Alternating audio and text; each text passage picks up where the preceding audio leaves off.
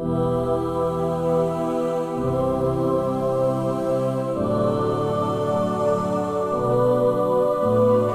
wa ta'ala.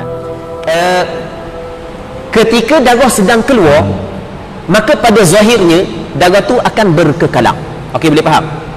Secara zahirnya darah tu akan berkekalang sekurang-kurangnya sehari semalam. Okey, boleh faham? Apabila darah ni keluar, orang puang ni memang umur dia umur haid dah. Satu, tempoh dia tempoh haid dah. Secara zahirnya kita terus menghukum darah tersebut adalah darah haid walaupun tak cukup sehari semalam, kerana pada zahirnya apabila darah tu keluar dia akan berterusang sehingga sehari semalam. Okey, boleh faham?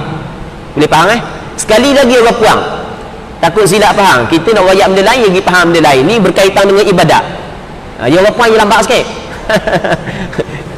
Okey, apabila darah keluar tak cukup lagi sehari semalam, orang puang terus kena menghukum darah tersebut sebagai darah haid. Tak boleh dia semayang walaupun sekurang-kurang darah haid sehari semalam, kerana pada zahirnya apabila darah tu keluar dia akan berkekalang keluar. Okey, boleh faham jangan semayang pula. Jangan buat warak semayang pula. Okey, berapa dah? Dua. Yang ketiga, sekurang-kurang darah haid adalah sehari semalam. Orang puang dia keluar darah sehari semalam, ada kala dia keluar secara berterusang. Maksud dia berterusang tanpa berhenti. Orang lelaki memang tak payah fikir tanpa berhenti. Orang puang dia faham lah sebab hak dia. Orang lelaki mana pula tanpa berhenti. Orang lelaki kata baru ni rumah saya air pahit tutup tak rapat nitik, kita pun tak ada beledi. Tak ada beledi, tengok pagi esok penuh beledi. Jadi kalau tubik nitik sebeledi mai 2 hari 2 malam darah. Allahu Rabbi, sebeledi berapa kilo? 30 kilo. Orang puang timbangan dia 30 kilo je. Banyak benar darah dia. Okey, boleh faham ke tak? Okey, gini.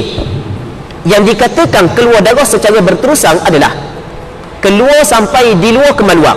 Kalau dia pakai tuala dia ada di tuala, ataupun kalau dok keluar sampai di luar tapi masih lagi ada di dalam. Maksudnya kalau dia ambil ngorek telinga, dia tidak ngorek telinga, kena pakai sebut kata bak. Okey, ngorek telinga ataupun dia ambil kapah, dia cek ada, walaupun dok keluar di luar, maka masih lagi dihukumkan darah tersebut masih lagi ada. Okey, sebelum kita pergi kepada perbahasan sambung perbahasan yang kita bahas ni, kita kena pergi kepada satu benda yang lain. Okey, jadi sekarang ni kalau darah tu keluar sehingga keluar jelas sampai di keluar kemaluan, itu adalah haid. Okey, kalau keluar sampai ke di luar kemaluan, kalau kita boleh orang tak sini ni. Okey, kalau darah tu keluar sehingga kan di luar tubik luar dah. Kalau dia pakai tuala dia ada di tuala dia, kalau tak pakai tuala dia adalah nampak lah luar. Okey, itu jelas adalah darah haid tanpa khilaf di kalangan ulama. Adapun darah yang duduk dalam, maksudnya kalau dia cek ada darah tu darah haid ataupun tidak, di sini berlaku perselisihan di kalangan ulama. Okey, kita bincang masalah ni.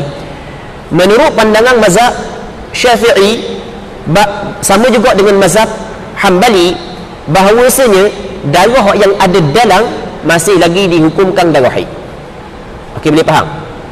Mazhab Syafi'i, darah yang ada dalam masih lagi dihukumkan darah haid. Dalilnya, okey, kita cover dalil sikit.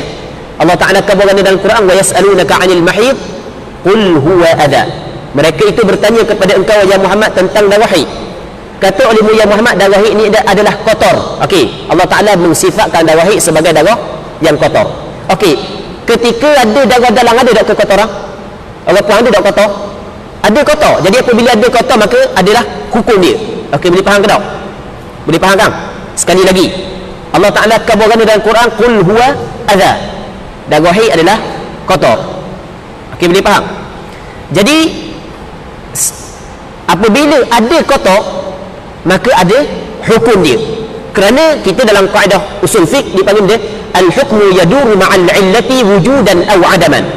Hukum dia berpusing di atas illah dia. Ada illah ada hukum, tidak ada illah tidak ada hukum.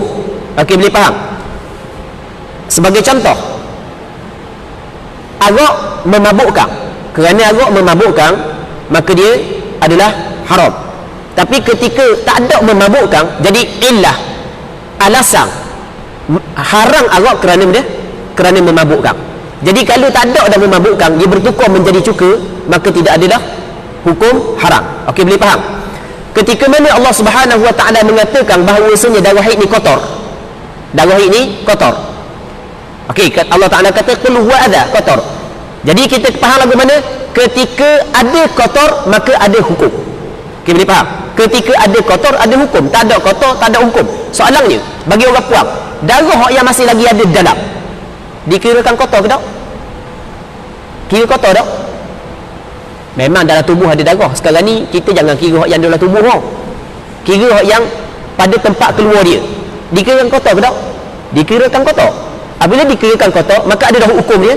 Ada hukum. Sebab itulah mazhab Syafi'i, mazhab Hanbali, dan ada pandangan-pandangan sebahagian ulama-ulama mujtahid yang lain mengatakan selama mana masih lagi ada darah dalam, walaupun tidak keluar sampai di luar, dihukumkan perempuan tersebut masih lagi ada darah haid. Okey, faham tak masalah ni?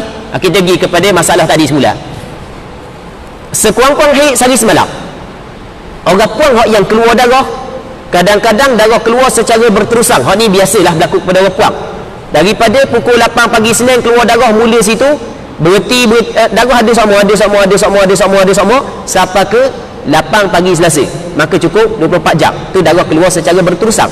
Perkataan berterusan di sini tidak disyaratkan kalau dia pakai tuala dia darah keluar sampai keluar, tidak disyaratkan. Okey, boleh faham? Tidak disyaratkan.